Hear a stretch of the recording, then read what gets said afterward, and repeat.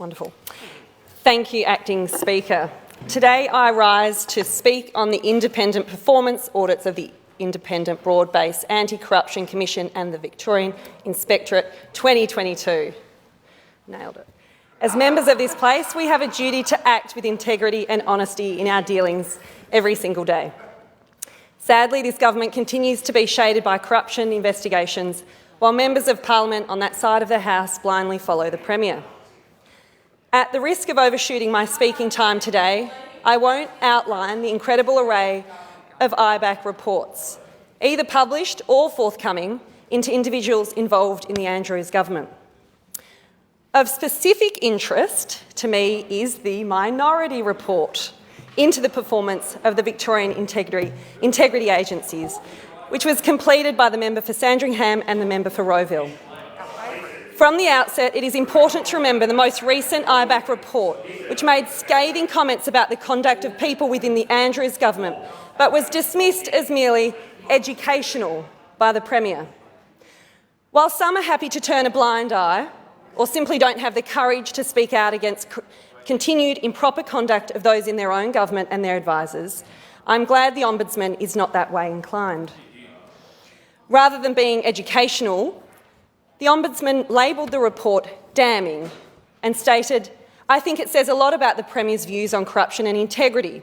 It was not an educational report, it was a damning report about misconduct of ministerial advisers and ministerial responsibilities for those advisers. Victoria is now a laggard, not a leader, in parliamentary integrity. The attitude of the Premier is embarrassing for our state," and you've all gone rather silent. Now, referring to the Minority Report into the performance of the Victorian integrity agencies, we see some damning indictments on the behaviour of Labor members on the Integrity and Oversight Committee.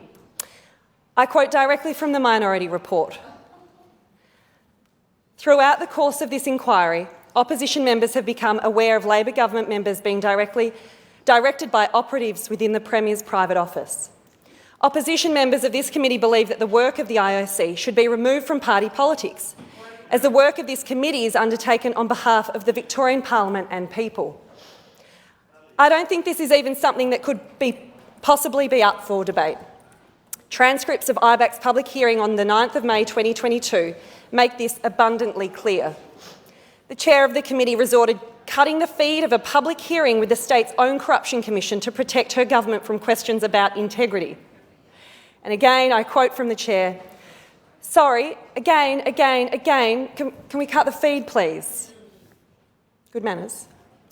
The chair felt so entitled as to continually interrupt the Commissioner during his opening statements in an attempt to gag Mr Redlich and narrow the scope of his public address.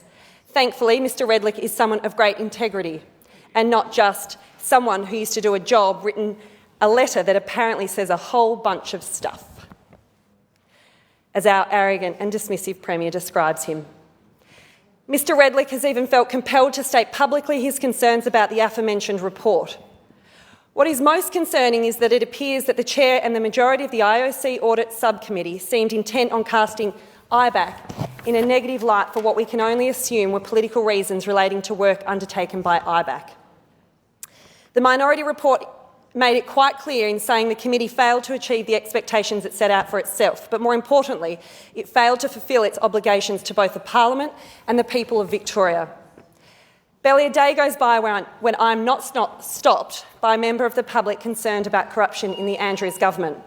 The centralisation of power, the complete disrespect for taxpayer money, for our institutions, the gaslighting of Victorians and downplaying of clear integrity concerns is leaving constituents across my electorate embarrassed to live under this Premier. We live in a state where the Ombudsman and IBAC Commissioner have felt compelled to publicly state their concerns about corruption in the Andrews government throughout the media and in a letter the Premier knows exists, but apparently won't read. I agree with my constituents. The conduct of this government is embarrassing, and I hope members opposite find the courage to consider these very real issues without their Labor Party sunglasses glued on. They do say sunlight is the best disinfectant and that the fish rots from the head. While government MPs continue to blindly follow the Premier and hide from their duty to call out improper conduct in his shadow, Victoria will continue to be the nation's laggard in parliamentary integrity, and Victorians deserve better.